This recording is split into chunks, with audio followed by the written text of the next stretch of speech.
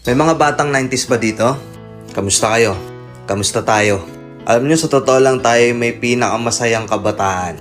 Tayo yung mga kabataan noon na napakababaw ng kaligayahan. Tayo yung mga batang batak sa arawan kahit napagalitan ng magulang, okay lang basta makipaglaro sa mga kaibigan. Di natin alam kung ano yung teknolohiya. Di natin alam kung ano yung cellphone. Di natin kilala si Coco Melon. Kontento na tayo sa mga laruan natin at sa kung ano yung meron. Tayo yung mga batang halos makompleto natin lahat ng laruan sa Jollibee at McDo. Bumibili tayo ng tig-pipisong laruan baka sakaling may laruan doon sa loob. Naalala nyo?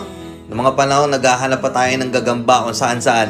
Naghahanap tayo ng mga sanga ng puno para makipaglaro ng baril-barilan. Kukuha tayo ng gulong sa tabi-tabi tapos pagugulungin lang natin kung saan-saan.